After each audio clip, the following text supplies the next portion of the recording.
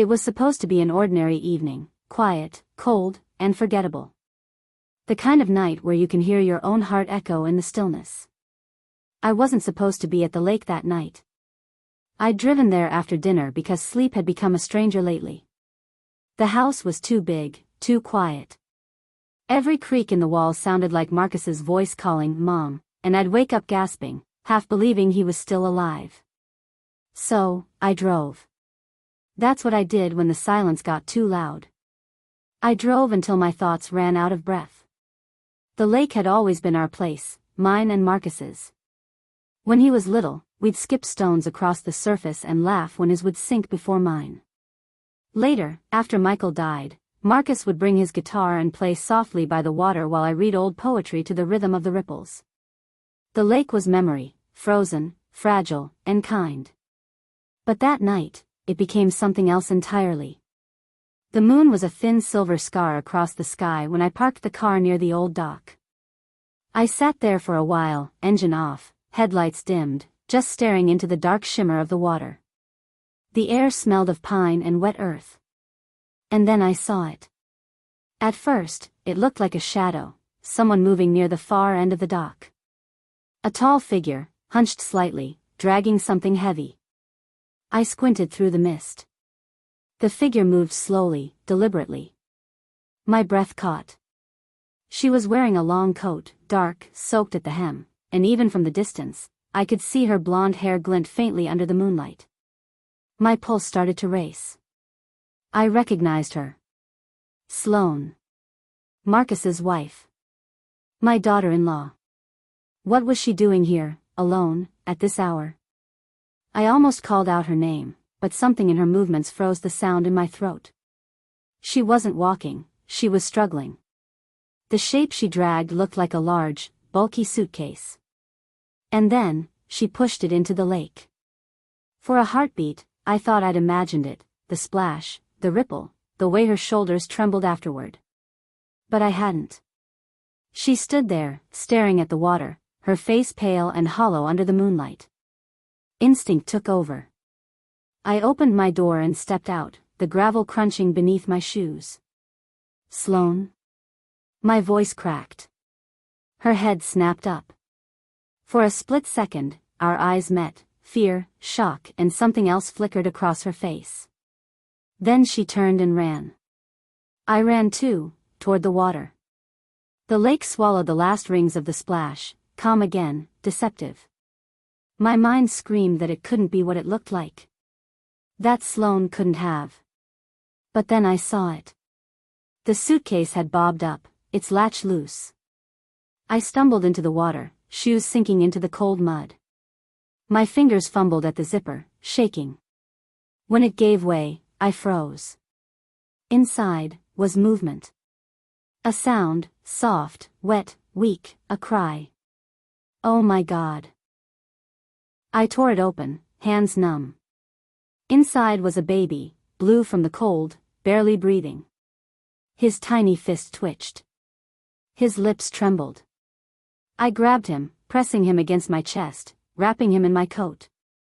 My heart shattered and surged at once. He was alive. Hold on, sweetheart, I whispered, half crying, half praying. Hold on. I ran to the car, turned the heat up full blast, called 911 with trembling hands. My voice barely made sense as I gave them directions, begging them to hurry.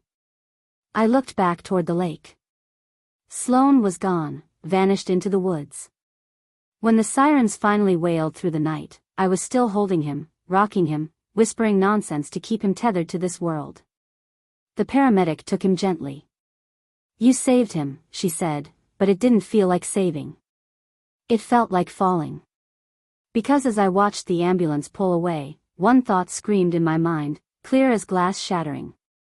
Why did Sloane try to drown this baby? And why did he feel so familiar? After Michael died, the house turned hollow. I can still remember the echo of his laughter. It used to fill the kitchen every Sunday morning. Pancakes burning on the stove, Marcus chasing him around with a wooden spoon, all of us pretending time couldn't touch us. Then the accident came, brutal and fast, leaving only silence behind. Ethan was 7, all knees, questions, and nightmares. He didn't understand death, not really. He'd crawl into my bed and press his face into my chest. "Mom, when will Daddy come home?" And I'd lie, because that's what mothers do when the truth is too sharp for their children. "He's watching over us, sweetheart." He never really left. The years after that were survival in slow motion. Teaching during the day, editing manuscripts at night, smiling when I wanted to scream. I became both parents, the comfort and the discipline, the anchor and the storm.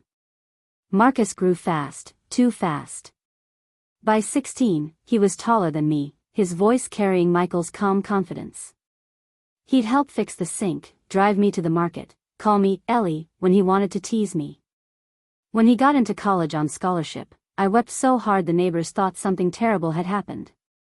He promised me, "I'll make you proud, Mom." He already had. Those years were golden, even when they hurt. We didn't have much, but we had each other. And then he met Sloane. She was beautiful, polished, magnetic. Marcus was smitten from the start. "She gets me, Mom," he'd said once, his eyes shining. I wanted to believe her smile. I wanted to like her for his sake. But there was something in the way she looked at me, polite, distant, assessing. The kind of smile that says, "You're important to him, so I'll tolerate you." When they married, it was small and hurried. Sloane didn't want a big ceremony, too old-fashioned, she'd said. Marcus seemed happy, and that was enough for me. Until the night he died. It was raining. Marcus was driving home from work when his car veered off the road and hit a guardrail. The police said it was an accident. No alcohol, no speeding. Just bad luck. Sloane didn't shed a tear at the funeral. She stood beside me, her face pale and still. People whispered she was in shock. I tried to believe that too. But sometimes, in the years that followed, when I saw her in town, I'd catch her looking at me, not with sorrow, but something colder. Calculation. And then she was gone. Moved away, changed numbers, disappeared. Until that night by the lake. Now, every time I closed my eyes, I saw her pushing that suitcase into the dark water. And I couldn't help but wonder. Was this what really happened to Marcus too? The hospital smelled of bleach and grief. I hated it. The baby was in the ICU, hooked to machines that beeped and hissed. The nurses called him Baby Doe. I called him Hope. It seemed fitting, he was the only thing that still made sense. Detective Harris met me in the hallway, tall, kind eyes, tired face. He'd been there the night of the rescue. "Mrs. Sterling," he said softly, "you did the right thing." Did I? I asked. Because it feels like I pulled something out of a nightmare. He hesitated. "We're trying to locate the mother. The description you gave matches someone who left town a few years ago. Sloane Rains." I swallowed hard. "She's my daughter-in-law." His brow furrowed. "Then the baby could be my grandson," I whispered.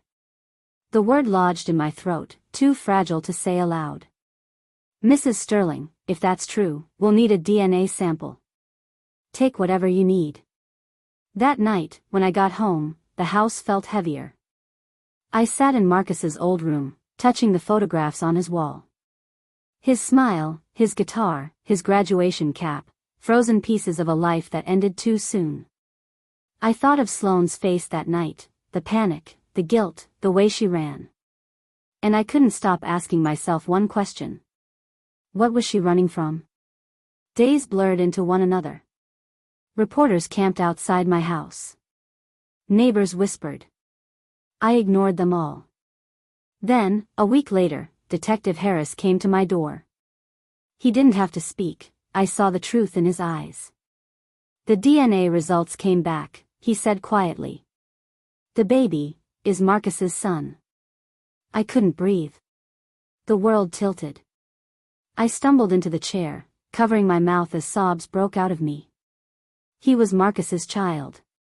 My blood. My grandson. Harris gave me a moment. "Mrs. Sterling, do you have any idea where Sloane might be now?" "No," I whispered. "But I'll find her." Because now it wasn't just grief anymore. It was purpose. It was fury wrapped in love.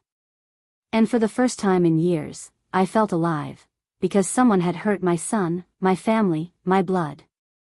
And I wasn't going to let them get away with it. The night after the DNA results, I couldn't sleep. The house felt alive, whispering, watching. Every creak in the floorboards was Marcus calling from the shadows. The baby, my grandson, was still in the ICU. The doctors said he'd recover, but slowly. I visited every day, sitting beside the glass, whispering stories he couldn't hear yet. I told him about his father, how Marcus loved music and hated olives, how he always held doors open for strangers. Sometimes I'd rest my hand on the glass and whisper, "You're safe now, sweetheart. I'll never let anyone hurt you again." But each time I said it, I felt the ghost of a lie, because I had already let someone hurt him. Sloane. I remembered her wedding day, the white dress, the forced smile.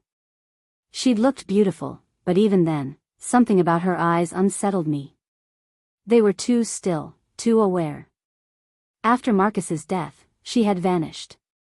No funeral visits. No calls. No explanations. The police had closed the case as an accident, and she'd simply disappeared. Until that night by the lake. Now, her disappearance felt deliberate.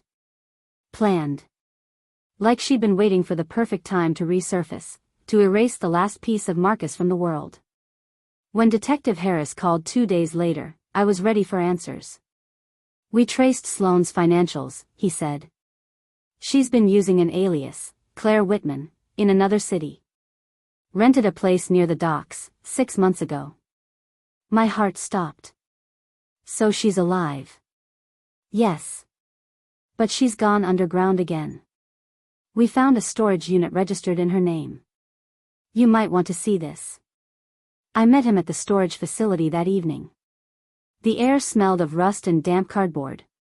The officer at the desk recognized Harris immediately and led us to Unit 17B. The metal door groaned as it opened. Inside, it was dark and cluttered, boxes, papers, clothes, a crib still wrapped in plastic. And on the wall, pictures.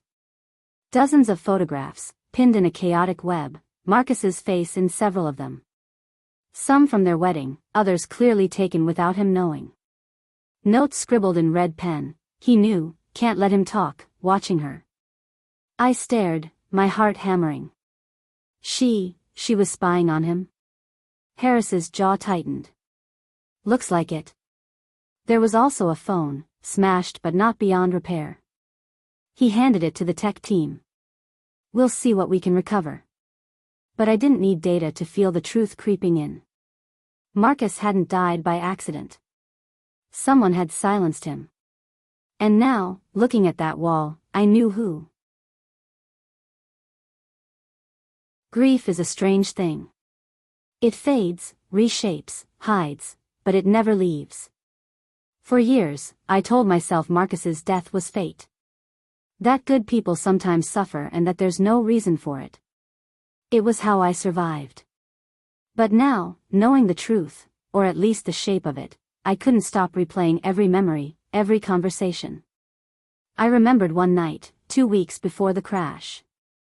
Marcus had come over late, nervous, pacing. "Mom," he'd said, "do you ever feel like someone's watching you?" I'd laughed it off then, teasing him about working too hard. But his face had stayed tense. "It's Sloane," he'd whispered. "She's different lately." I found her going through my emails. My car keys were missing one morning. When I asked, she smiled and said I must have misplaced them. I hadn't thought much of it at the time. Couples fight. People change. But now, that memory burned through me like acid. The next day, I went back to the lake. The police had long since cleared the area, but I needed to see it, to face the place where everything changed. The water was still and cold, reflecting a flat gray sky. I stood at the dock, imagining her there, Sloane, pushing the suitcase into the depths. She killed him, I said aloud, my voice trembling.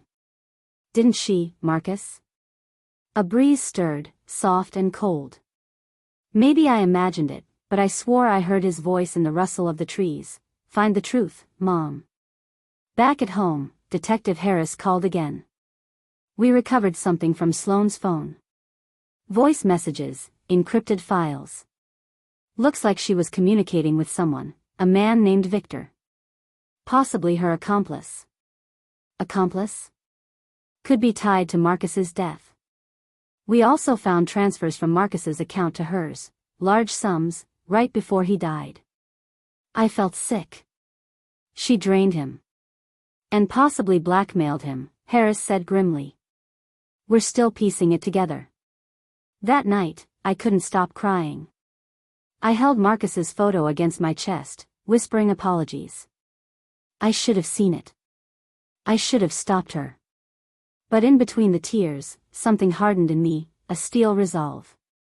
Sloane had taken my son, tried to take my grandson, and nearly destroyed what little was left of my family.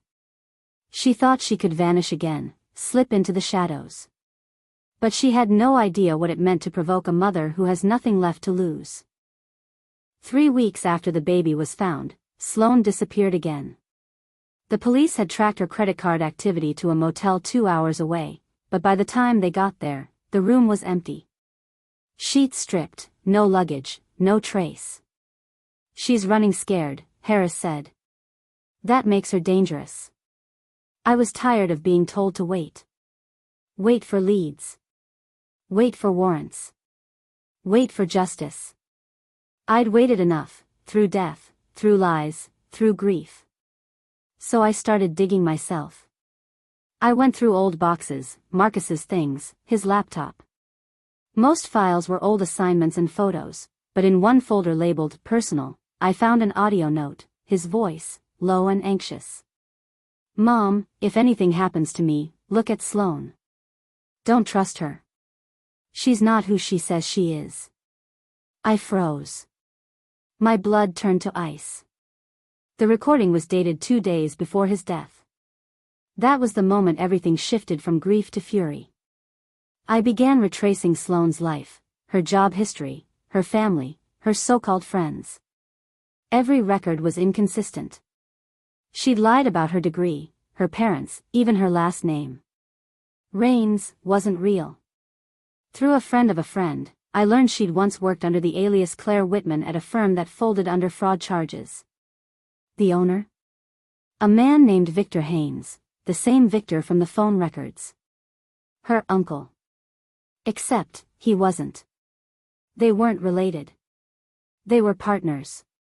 In business, and maybe worse.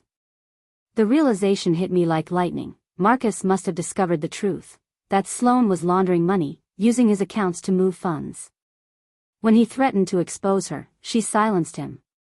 And when she found out she was pregnant, she tried to erase the evidence, both of them. But the baby survived.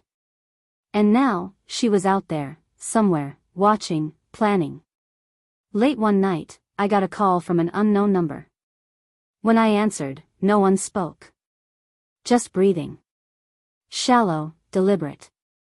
Then a soft, cold voice I'd never forget. You should have stayed out of it, Ellie.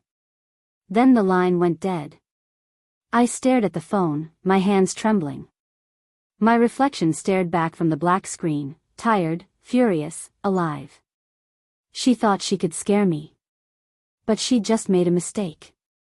Because this time, I wasn't waiting for the police. This time, I was going to find her first. I didn't sleep that night. Sloane's voice echoed in my mind like a ghost that refused to fade. You should have stayed out of it, Ellie. But that only fueled me. I wasn't the same broken woman I'd been after Marcus's funeral. I had lost too much to retreat now. I turned on the lamp and spread out everything I'd collected on the table, documents, photos, printouts from Sloane's aliases, Victor's background, the fake IDs. The more I connected the dots, the clearer it became. Marcus had stumbled into something dark. Victor Haynes wasn't just a shady businessman, He was part of a ring laundering money through fake real estate firms. Sloane, or Claire, had been his partner, and Marcus, loyal and naive, had been their gateway. He trusted her. She used him. And when he found out, they killed him. I went to the police the next morning, clutching the folder like it was my last piece of sanity. Harris listened, but the lines on his face deepened. "We can't act without evidence linking Victor to Marcus's death." "Then I'll get it," I said. "Ellie, I can't let you." But I was already walking out. Over the next few days, I became someone I barely recognized. I visited places I'd never dared to go, bars near the docks, cheap motels, run-down offices where whispers of illegal deals floated through cigarette smoke. And finally, at one of Victor's old offices, I found her. Sloane. She was standing near the back, hair hidden under a cap, sunglasses covering her eyes. But I'd know her anywhere, the posture, the stillness, that quiet arrogance. She saw me, froze, then turned to run. "Stop!" I shouted. But she didn't. I chased her out onto the pier. My lungs burned, my heart pounded, but adrenaline carried me. When I finally grabbed her arm, she spun around, her face pale and furious. "What do you want from me?" she hissed. "The truth," I shouted. "About Marcus. About the baby. About everything." Her expression flickered, guilt, fear, defiance. "You wouldn't understand." "Then make me understand." She stared at me, trembling. It wasn't supposed to happen that way. Victor was supposed to scare him, not. Her voice broke. "Not kill him," I whispered. Tears welled in her eyes. "Marcus found the accounts. He said he'd go to the police." Victor panicked. After the crash. I didn't know what to do. I couldn't go back. "So you ran," I said coldly. "You let me bury my son without answers." Sloane looked away. "I didn't have a choice." "There's always a choice," I said. "And you made the worst one." Before I could say more, she pushed past me and ran. I called Harris, but by the time he arrived, she was gone again, swallowed by the night. That was the last time I saw her alive. The baby, my grandson, was finally stable enough to leave the hospital. They released him into temporary care until the legal matters were settled. But I visited every day, bringing soft blankets, reading to him. I called him Noah, the name Marcus once said he'd choose if he ever had a son. Noah's tiny fingers curled around mine, fragile but strong. He was the only piece of Marcus I had left, the only reason I could keep breathing. One night, as I was leaving the ward, Detective Harris stopped me. His face was grave. "We found her," he said. "Sloane. She's dead." The world tilted. Dead? Gunshot wound. Dockside warehouse. We think it was Victor. Probably tying up loose ends. For a long time, I couldn't speak. I should have felt relief, but all I felt was emptiness. Sloane was gone, and with her, maybe the last chance at answers. But then Harris handed me something, a flash drive recovered from her jacket pocket. "This might change everything," he said. When I got home, I plugged it into my laptop. The screen flickered, and a folder opened, dozens of audio files, emails, bank transfers. Proof of everything. Sloane had been documenting Victor's crimes. Maybe guilt. Maybe insurance. But one file stood out, labeled, "For Ellie." My hands trembled as I played it. Her voice filled the room, soft, shaking. "Ellie, if you're hearing this, I'm probably gone. I didn't mean for Marcus to die. I loved him. God help me, I did. But I was in too deep. Victor threatened me, said he'd kill me if I talked. When I found out I was pregnant, I wanted to keep the baby. But he said the child would ruin everything. I couldn't let that happen. So I ran. I thought I could start over. I was wrong. I'm sorry. Please, take care of him. The baby. He deserves a better life than I gave him. I sat there for a long time, sobbing quietly. Sloane had taken everything from me, but in the end, she had also given something back. The truth. The police raided Victor's last known location 2 days later, but he was gone. For weeks, I lived in fear. Every creak of the house felt like footsteps, every shadow a warning. But fear couldn't hold me forever. I had Sloane's recordings, her emails, her confession. It was enough to destroy him, if I could get close. With Harris's quiet help, I set up a meeting. Through an old contact of Victor's, I sent a message, posing as someone who had unfinished business with Sloane. I offered him the flash drive. He took the bait. We agreed to meet at the lake. The same lake where it all began. That evening, I stood by the water's edge, wind whipping through my hair. The suitcase was gone, but the memories weren't. Victor arrived in a black car, sharp suit, cold smile. "Mrs. Sterling," he said smoothly. "You've caused quite a bit of trouble." "I learned from the best," I replied, my voice steady. He chuckled. "I don't suppose you really have what you claim." "I do," I said, holding up the flash drive. "And I made copies." His smile faltered. "You're lying." "Try me." For a moment, silence. Then he lunged. I stumbled back, the drive slipping from my fingers. But before he could reach me, headlights flared, police cars surrounding him. Harris stepped out, gun drawn. "Victor Haynes, you're under arrest." Victor turned, furious. "You set me up." I met his eyes, unflinching. "No. You did that when you killed my son." He lunged toward me again, but the officers tackled him before he could reach me. I stood there, shaking, as they dragged him away. The lake was quiet again, like it was holding its breath. For the first time in years, I could breathe. The trial took months. Victor was convicted on multiple charges: fraud, conspiracy, murder.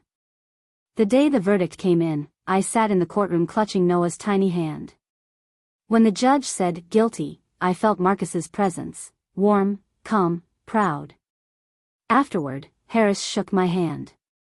"You did it, Ellie. You got justice." I smiled faintly. "We did." Outside the courthouse, the air smelled of rain. I lifted Noah into my arms, his eyes wide, curious. "You're safe now," I whispered. "We both are." We went back to the lake one last time, not to mourn, but to say goodbye. I scattered wildflowers over the water, watching them drift away. "This is where it all ended," I said softly. "And where it all began." The sun dipped low, painting the sky in gold and crimson. Noah gurgled in my arms, and I smiled through tears. Life had taken everything from me, my husband, my son, my peace.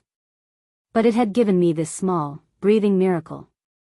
I wasn't just Ellie Sterling, the grieving mother anymore. I was the survivor. The protector. The avenger. And as I walked away from the lake, the wind carried Marcus's voice, faint but certain. "You did good, Mom."